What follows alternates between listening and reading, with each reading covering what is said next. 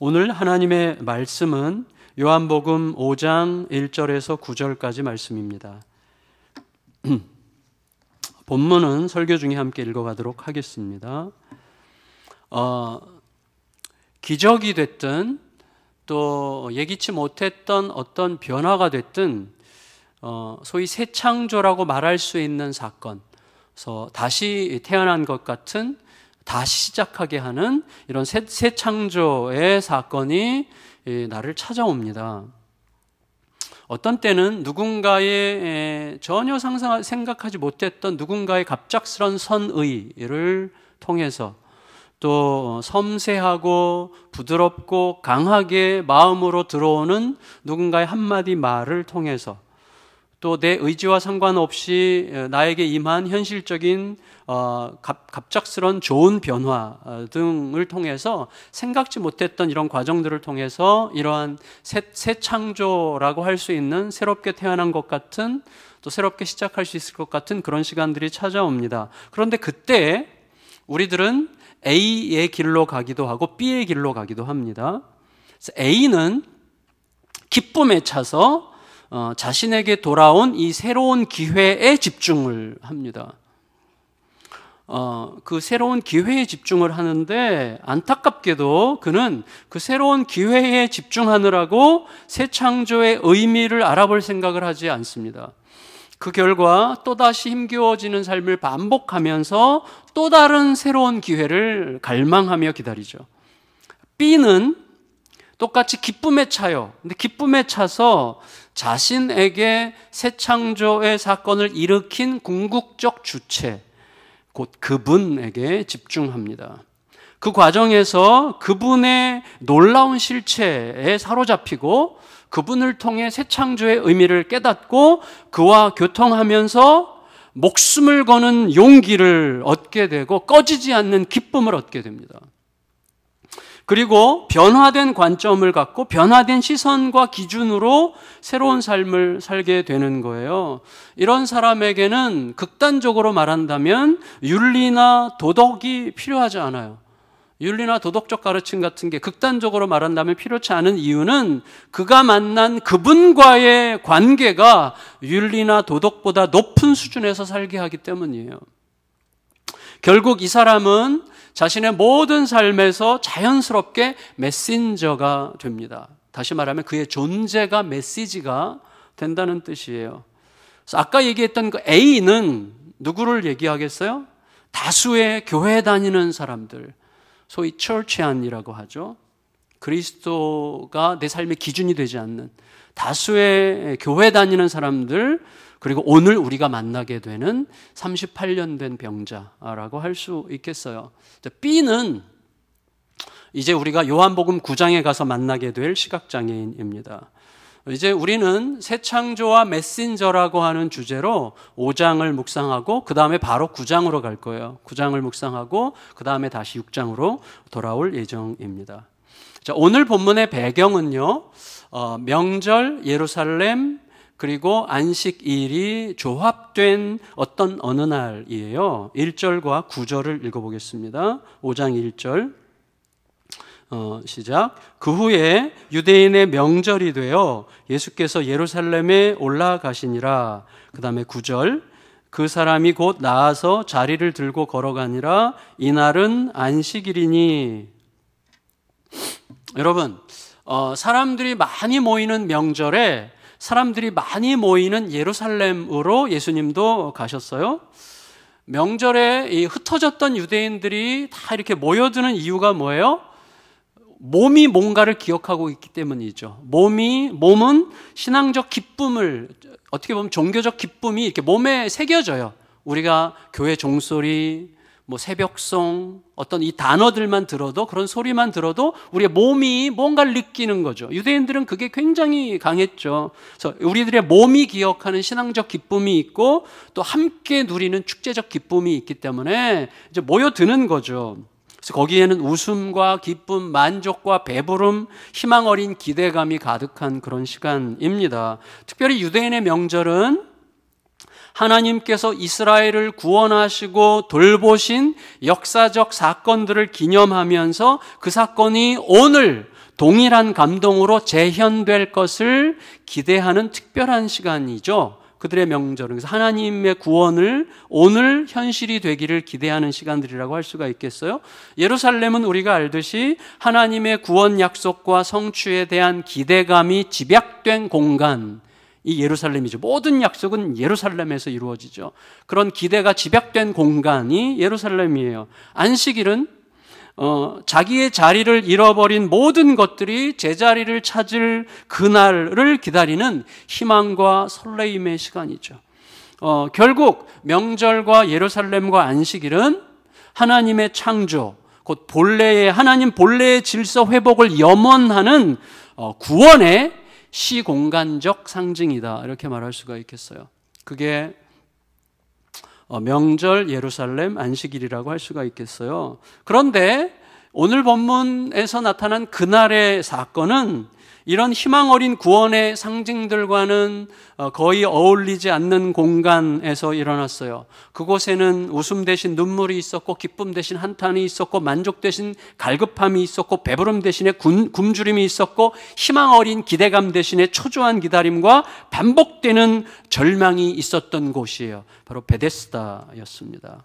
2절 3절 읽겠어요. 2절 3절 시작. 예루살렘에 있는 양문 곁에 히브리 말로 베데스다라는 하는 못이 있는데 거기 행각 5이 있고 그 안에 많은 병자, 맹인, 다리 젖는 사람, 혈기 마른 사람들이 누워. 거기까지요. 베데스다는 물줄기의 집이라고 하기도 하고 자비의 집이라고 하기도 해요. 일단 자비의 집이라고 한번 생각해 봅시다. 그렇다면 웃음과 기쁨과 만족과 배부름과 희망 어린 기대감을 줄 수 있는 곳으로 기대되는 곳이었어요. 하지만 그 공간을 채우고 있는 사람들은 아직 그 어떤 것도 얻지 못한 채 그것들이 자기들을 찾아올 날을 한없이 기다리고만 있는 사람들이었어요. 연못을 둘러싸고 그리고 가로질러서 5개의 행각이, 주랑이라고 하기도 하죠. 행각이 있었는데 거기에는 급성, 만성 환자들과 장애인들이 가득 모여 있었던 것 같습니다. 그들에게서 우리가 느낄 수 있는 단어들이 뭐예요? 눈물, 한탄, 배고픔, 절망, 이런 것들에 익숙한 사람들이죠. 그들은 언제 임할지 모르는 회복의 날을 막연하게 그날도 기다리고 있었어요. 안타깝게도 그들의 이 애타는 기다림의 근거가 뭐예요? 생명으로 역사하는 말씀이 아니라 사람들의 피상적 욕망의 조각들이 엉성하게 조합되어서 진리가 된 것처럼 군림하는 민간 신앙이었어요. 그러니까 너무나 안타까운 거죠. 고대 사회 전역에는 병을 고친다고 알려진 신들이 있었다고 하고 그 신들을 예배하는 신전들이 있었다고 합니다. 그러니까 베데스다도 그런 의미가 부여된 곳이었어요. 베데스다에는 알 수 없는 시간에 천사가 내려와서 물을 움직이게 한다는 전설이 있었고, 그리고 그 전설은 물이 움직일 때 가장 먼저 들어가는 자는 어떤 병에 걸렸든지 낫는다고 하는 민간 신앙으로 발전했습니다. 그러니까 현재의 어둠에서 벗어나려고 하는 이 갈급한 자들에게는 그런 이야기가 절대성을 갖게 되는 거예요. 절대적 진리가 될 수 있는 거예요. 다른 가능한 길이 없기 때문이죠.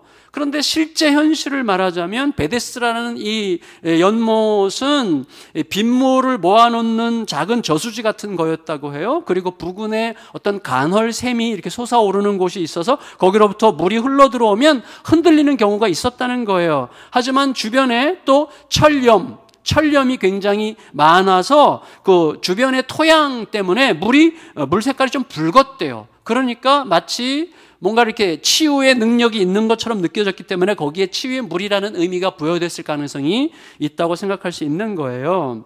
만일에, 그럼 생각해 보세요. 자, 우리가 그 환우들 중에 한 사람이에요. 만일에 그 민간 신앙을 그대로 절대적으로 믿는다고 가정한다면, 믿는 사람, 믿기 때문에 거기다 있는 거잖아요. 그러니까 우리가 그들 중에 하나라면 기다리는 사람들에게 가장 필요한 게 뭐예요? 세밀한 관찰력이죠. 눈이 좋아야 돼요. 먼저 들어가려면 먼저 물이 움직이는 거를 누구보다 먼저 봐야 돼요. 따라서 눈이 나쁜 사람이나 장애인에게는 일단 기회가 없는 거예요. 근데 거기 맹인들이 있었잖아요. 동시에 물이 움직이는 것을 본다고 해도 다리를 제대로 못 쓰거나 혼자서 몸 가누는 게 어려운 사람들은 치료받을 기회가 또 없는 거예요. 따라서 거기에 있는 시각장애인이나 다리 저는 사람들 중에 중환자들 중에 상당수는 치유받을 가능성이 거의 전혀 없음에도 불구하고 신라 같은 기대감으로 기다리고 있는 거죠. 결국 베데스다는 뭐예요? 누구보다 회복이 필요한 중환자일수록 기회가 없고 가벼울수록 기회가 많은 이상한 세계, 무자비함으로 채워진 자비의 집이었던 거죠. 그게 이 세상의 모순이죠. 다시 말해 그곳은 하나님의 질서로부터 망가진 가짜 은혜의 세계, 가혹하게 뒤틀어진 이 땅의 단면이었어요. 한마디로 하나님과 무관한 가짜 자비의 집이죠. 하나님과 그의 성품과 구원의 약속과 거룩한 구원의 방식과는 아무런 상관이 없는 공간, 그곳이 베데스다였어요. 지나가는 말이지만 코로나 사태에서 우리나라가 상대적으로 아직도 우리가 안심할 단계는 전혀 아니지만 그래도 상대적으로 조금 안정되어 있는 것 같으니까 또 그렇게 느껴지기 시작하니까 급하게 외국에서 입국하는 제외 국민들까지 검사와 치료 혜택을 줘야 되느냐 이런 불편함을 이야기하는 사람들이 사방에서 좀 생겼었어요. 그리고 또 한 걸음 양보해서 외국에 있는 한국 국민들까지는 참아줄 수 있다고 해도 외국인들까지 검사비와 치료비를 다 대주는 것은 너무 부당하지 않느냐 이런 주장도 나왔어요. 자연스러운 주장일 수 있어요. 하지만 결국은 편가르기예요. 그 내면에 편가르기 논리, 강자의 논리, 문제를 이미 지나간 사람의 논리, 사람을 이해관계로 보려는 논리죠. 물론 거의 모든 나라가 그런 논리로 움직여요. 그게 세상이니까. 하지만 적어도 세상의 진정한 왕이신 예수님의 시선으로 본다면 거기에 자기 희생을 통한 구원의 복음은 없어요. 내가 얼마나 많은 누군가의 자비를 통해서 여기까지 왔는가 하는 것에 대한 기억도 없는 거예요. 만일에 성급히 그런 주장을 하는 사람들이 그리스도인이라면 그가 붙든 진리와 믿음은 현실에 삼켜지고 있는 중이죠. 현실적인 문제가 걸린다면 현실적인 제약 안에서 할 수 있는 최선을 더 고민하고 의논하는 마음과 그런 시간이 필요할 뿐이지 그렇게 급하게 이기심을 드러낼 필요는 없는 거죠. 그 질병본부장이죠. 그 정은경 질병본부장이 뭐라고 대답했어요? 그렇게 질문하는 분들에게 그들을 검사하고 치료해 주지 않으면 더 큰 비용이 발생합니다. 이렇게 이야기했어요. 매우 간단했고 매우 지혜로운 대답이었어요. 여러분, 이타적인 사랑이야말로 때로 가장 자기 자신을 위한 선택이 되는 거예요. 그런데 하나님의 창조 질서가 훼손된 그 처절한 세계 베데스다의 창조 질서에서 가장 많이 벗어나 보이는 한 사람이 있었어요. 5절 읽겠습니다. 5절 시작. 거기 38배 된 병자가 있더라. 아까 우리가 4절을 안 읽었습니까? 안 읽었네요. 설명을 했어요. 5절에 거기에 38배 된 병자가 있더라. 여러분, 38년 된 병자예요. 이게 왜 이렇게 중요한가 하면 당시 남자 수명이 40세 전후였어요. 그러니까 이 사람은 자기 인생 전부를 타인의 도움 없이는 꼼짝도 할 수 없는 존재로 살았던 거예요. 그가 언제부터 베데스다를 찾았는지는 알 수 없지만 그가 그곳을 찾아갔던 모든 시간들은 상대적인 박탈감과 좌절로 가득 채워지는 시간들이었을 거예요. 이 사람의 숙식의 형편이 어땠을지, 위생 상태가 어땠을지는 우리가 묻기도 미안할 정도였을 거예요. 그럼에도 그는 여전히 거기에 있었습니다. 왜요? 희망으로 고문하는 민간 신앙을 붙들 수밖에 없는 거예요. 절망이 가득한 그곳에 또다시 근거 없는 희망을 건 채 그 자리를 지키고 있었어요. 희망할 수 없는 것에 희망을 걸고 여전히 그 자리를 지키고 있는 그 사람의 모습은 길과 진리와 생명이신 예수님 없이 막연히 무언가에 엄중한 희망을 걸고 있는 이 땅의 가난한 단면이라고 할 수가 있습니다. 그런데 그 자리에 천사가 오는 대신에 예수님이 오신 거예요. 민간 신앙의 전설 대신에 창조의 주체이신 말씀이 오신 거예요. 예수님은 물을 휘저으려고 연못으로 내려가시지 않고 38년 된 병자에게로 가셨어요. 그 많은 병자들 중에 왜 그에게 가셨는지는 우리가 알 수 없습니다. 우리가 조금이라도 상상할 수 있다면 그가 가장 약하고 가장 무능한 자였기 때문이라고 추측할 정도만 가능할 것 같습니다. 물론 이 사람의 겪은 그 고난의 시간, 고통의 시간이 이스라엘의 광야 시간과 비슷하다는 면에서 약속의 땅에 진입하기 전의 인류를 상징하는 현실, 그 현실에 대한 구원자의 개입을 느낄 수는 있어요. 확실하지는 않지만 예수님은 이 사람에게 어떻게 하셨습니까? 6절 읽겠습니다. 6절 시작. 예수께서 그 오래 누운 것을 보시고 병이 벌써 오래된 줄 아시고 이르시되 내가 낫고자 하느냐. 여러분 보세요. 자, 이 사람이 누운 것을 보셨어요. 그리고 병이 오랜 줄을 아셨어요. 보셨고 보시는 동시에 아셨어요. 우리가 뭔가를 힘들여서 말하기도 전에 이미 아시는 분이 나를 찾으신다면 얼마나 다행스러워요? 그가 나를 찾아왔으니.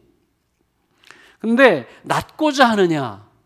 이 질문은 자칫 굉장히 어리석게 느껴지지 않습니까? 내가 낫고자 하느냐? 굉장히 어리석게 느껴지는 질문이죠. 어떻게 낫고 싶지 않을 수가 있겠어요?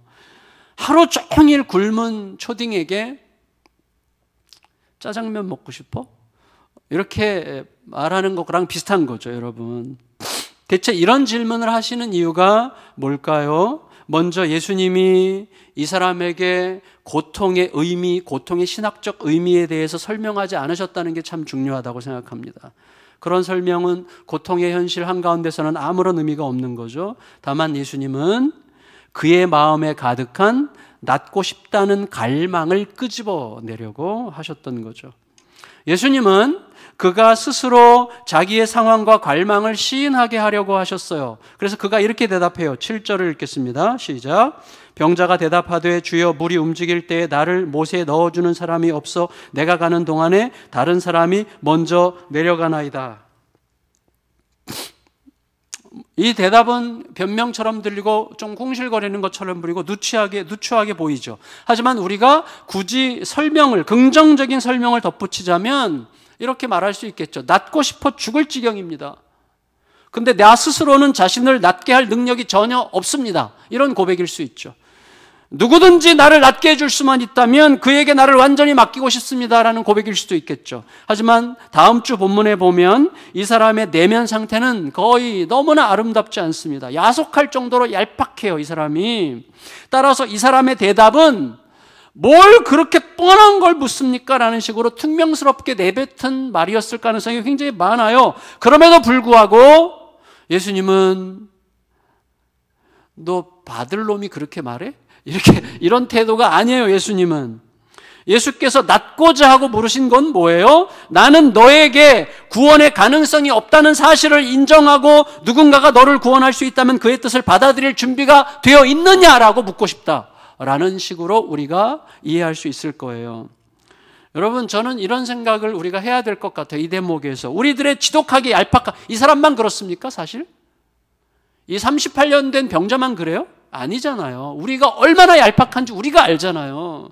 그러니까 우리들의 지독하게 얄팍한 모습에도 불구하고 우리를 구원하시려는 예수님의 의지가 꺾이지 않는다는 게 너무너무 감사할 뿐이죠.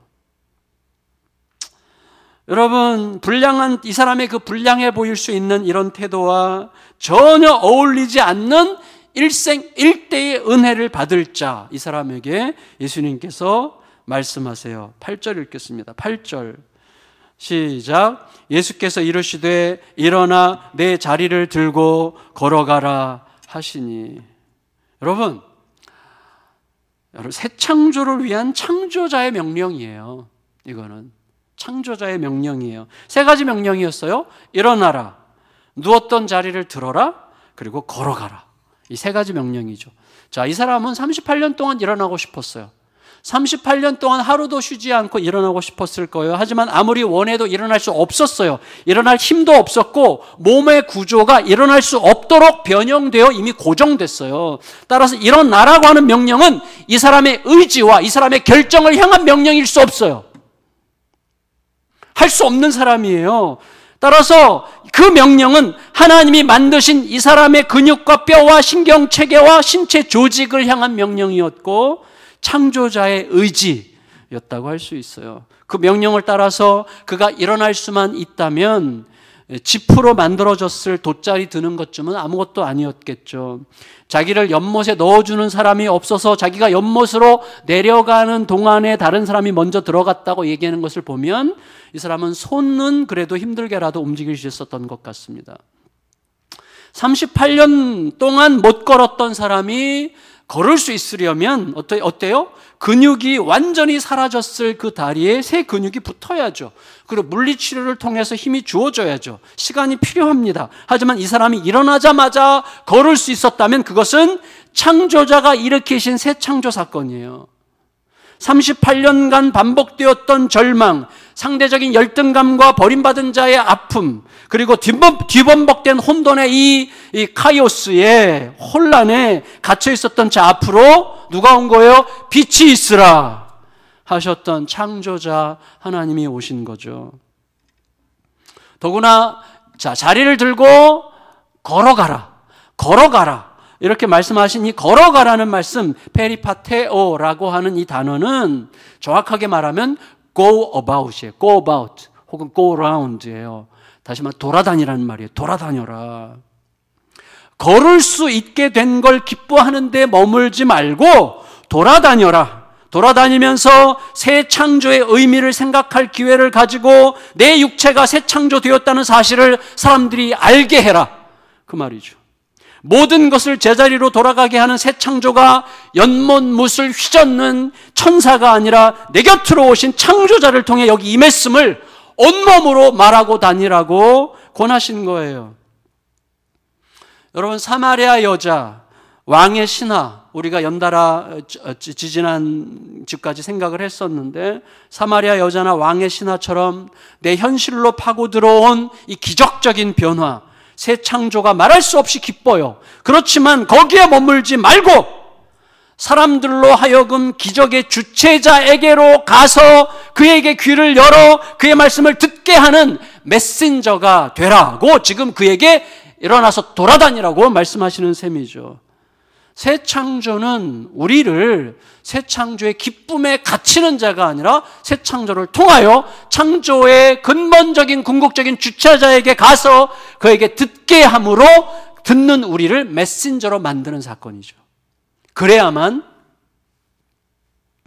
새 창조가 되는 것입니다. 예수님의 말씀은 곧 현실이 됐습니다. 9절 읽겠습니다. 9절 읽고 마칠게요. 시작. 그 사람이 곧 나아서 자리를 들고 걸어가니라. 이날은 안식일이니. 여러분, 빛이 있으라 하심에 빛이 임했어요. 만일에 갑자기 회복된 이 사람이 자기 몸에 나타난 새 창조의 의미를 깨달았다면 이 사람의 몸뿐 아니라 그의 내면에 가득했을 어둠, 이 사람 내면에 얼마나 많은 이 왜곡되고 뒤틀린 얼마나 많은 분노, 어둠 이런 것들이 막 꽉 차 있겠어요. 그가 만일에 새 창조의 의미를 깨달았다면 자기의 몸뿐만 아니라 그의 내면에 가득했던 어둠들이 물러가고 빛이 스며들기 시작했을 거예요. 반복되고 또 반복되어서 영원할 것만 같았던 갈망의 시간이 일시에 지나가고 그의 존재 자체가 희망이 되는 길을 걷기 시작했을 거예요. 상대적 열등감으로 가득했을 그의 인생은 문제를 스스로 해결한 듯 여기는 누추한 자의 우월감이 아니라 창조주의 은혜를 힘입어서 철저하게 절대적으로 수동적으로 고침받는 자가 가질 수밖에 없는 마음, 곧 타인들을 향해 송구하고 무한히 고마워하게 되는 자비로움과 긍휼로 채워졌을 거예요. 내게 임한 은혜가 나의 무엇과 아무 상관없이 절대적인 은혜에 의해서 일방적으로 주어졌다는 사실을 제대로 깨닫는 사람은 겸손함으로 이웃들에게 미안한 고마움을 가지고 상대할 수밖에 없습니다. 새 창조에 대한 깨달음은 우리의 눈빛과 태도와 마음가짐과 삶의 모든 추구를 완전히 바꾸게 되어 있는 거예요. 이 사람이 만일에 그랬더라면 세상 모두로부터 버림받았던 자의 슬픔은 누구든지 품을 수 있을 것 같은 기쁨으로 변했을 거예요. 어쨌거나 최소한 지금까지는 그의 몸은 하나님의 창조 질서를 되찾아서 다시 시작할 수 있게 됐어요. 그 자리에 함께 있었을 요한복음이니까 요한복음을 쓴 그 요한이 그 자리에 함께 있었죠. 그러니까 이걸 썼죠. 그 요한에게는 이 사건이 영원히 잊을 수 없는 충격적이고 위대한 사건이었겠죠. 예수께서 승천하셨어요. 예수님은 물리적으로 안 계세요. 근데 이 사건이 다시 사도행전 3장에서 반복되잖아요. 태어나면서부터 못 겪게 되어 몇 년? 40년 인생 전부를 눕고 앉기만 했던 사람 앞에 베드로와 함께 요한이 멈춰 섭니다. 그 자리에 예수님은 계시지 않았어요. 하지만 지금 베드로와 요한에게는 이미 예수님의 이름과 그의 이름으로 전하는 말씀이 곧 예수님의 현존이라는 것이 확실했어요. 그들이 그 가련한 사람에게 나사렛 예수 이름으로 일어나 걸으라고 하자 그의 발과 발목이 힘을 얻었어요. 그리고 일어나는 동시에 걸었고 걷는 동시에 뛰었습니다. 예수님은 자신이 주신 이름과 함께 그 이름으로 주시는 말씀과 함께 거기 현존해 계셨던 거예요. 결국 새 창조로 변화된 그 사람은 초대교회 부흥의 메신저가 되죠. 메시지가 된 그의 몸을 통해 수천의 사람들이 돌아오지 않습니까? 그런데 예수님은 우리에게도 동일한 그 이름과 동일한 그 말씀을 주셨고 지금도 계속 주고 계시고 여전히 우리 앞에 있습니다.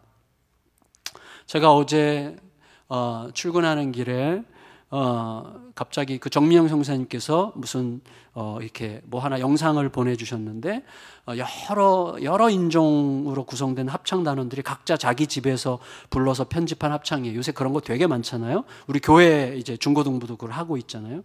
너무 아름답죠. 그 곡이 오늘 우리가 아까 불렀던 내 평생에 가는 길 이거였어요. 아침에 제가 출근하면서 이렇게 운전하면서 듣는데 그 짧은 시간 안에요. 한 사람 한 사람이 힘을 다해 예수님을 이렇게 바라보고 있는 그들의 그 마음이 느껴지면서 이 다양한 인종으로 구성된 이 많은 다양한 사람들이 모두가 한결같이 예수님을 향해서 이 고난의 시간에 소망을 노래하고 있는 게 너무 감격스러웠는데 그 순간 갑자기 예수님이요 제 안으로 그냥 쑥 들어오시는 것 같았어요. 막 예수님의 그 현존을 느끼는데요. 차 안에서 눈물이 쏟아지는데 이게 제가 옆에 멈춰 섰어요. 이게 멈출 수가 없는 거예요, 눈물을. 막 흐느껴 울었는데 그게 슬픔의 눈물이 아니라 너무너무 감사한 눈물이 예수님이 계시다는 것 자체가 이게 얼마나 위대한 감사인지 이게 말할 수 없는 감격이 막 솟아오르더라고요. 그래서 몇몇 분들에게 그걸 보내줬는데 이 고난의 시간에 전혀 어울리지 않을 만큼 너무 가슴 깊이 행복했어요. 너무 어울리지 않는 거죠, 사실은. 제 안에 다시 새 창조의 기쁨이 일어나는 것 같았어요. 그래, 여기서부터 시작하면 되는 거야. 여기부터 시작하면 되는 거지. 이런 마음이 드는 거죠. 말씀을 마칠게요. 예수님은 흥이 깨지는 혼돈을 앞둔 가나 혼인잔치에서 발 씻을 물을 포도주로 만드는 새 창조로 잔치의 기쁨을 회복시키셨습니다. 영원히 반복될 목마름을 결코 채워주지 못할 사마리아 수가성 야곱의 우물 대신 자기 자신을 영원한 생수로 내어주셨습니다. 이제는 죄의 결과로 여겨졌던 질병과 장애 때문에 비난과 정죄와 고통의 거대한 함정에 빠졌던 인생에게 희망 고문만 주던 베데스다 연못물 대신 창조자의 말씀으로 자기를 드러내셨습니다. 그리고 예수님은 자신의 이름과 말씀을 통해 자기 사람들, 그들의 삶 한가운데 새 창조의 주체자로 영원히 현존하십니다. 그 이름과 그 말씀을 통해 일어나는 위대한 새 창조의 역사는 우리 모두에게 여전히 열려 있어요. 중요한 건 뭐예요? 내가 붙들고 있는 말씀이 욕망이 빚어낸 말씀이 아니어야 한다는 거예요. 예수께서 내 안에 넣어주신 바로 그 말씀이어야 하는 것입니다. 살아계신 창조자 예수께서 여러 모양으로 내 안에 주시는 감동과 그 이름, 그 말씀과 함께 이 고난의 때를 능히 잘 넘어가게 되는 은혜가 우리 모두의 은혜가 되기를 예수님의 이름으로 축원합니다. 이 시간 함께 기도할 때 말씀을 생각하면서 최근 우리 가정별로 또 목장별로 묵상하는 내용입니다. 최근 이 땅에서 하나님의 창조 질서가 파괴된 증거로 드러난 일들이나 현상들이나 사건들에 대해서 이야기하면서 자신이 생각하는 그 근본적인 원인에 대해서도 생각하는 시간을 우리가 가지면서 기도하면 좋겠고요. 너가 낫고자 하느냐는 예수님의 질문이 나에게 하시는 질문이라고 생각해 보십시오. 창조의 예수께서 지금도 여전히 내 안에서 새 창조의 능력을 이루실 수 있다고 하는 사실은 지금 내 상황, 두려움, 불안, 염려, 근심, 미움, 분노, 포기하고 싶은 마음, 짜증, 나태함과 안일함, 이런 내 상황에서는 어떤 의미입니까? 이걸 놓고 우리가 생각하며 기도하겠고요. 나는 내 삶에서 일어난 새 창조의 능력을 전하는 메신저가 되고 있습니까? 나는 어떤 메신저입니까? 이것 가지고 우리 같이 잠시 마음을 모아 기도하겠습니다. 기도합니다. 우리 구주 예수 그리스도의 은혜와 아버지의 사랑과 성령의 교통하심이 사랑하는 모든 성도들과 또 이 땅의 모든 고통받는 이들과 이 땅의 비참함 위에 그리고 회복시키시고 영광 받으실 그 하나님의 나라를 사모하는 모든 주의 백성들 위해, 모든 교회들 위해 영원토록 함께 하시기를 간절히 축원하옵나이다. 아멘.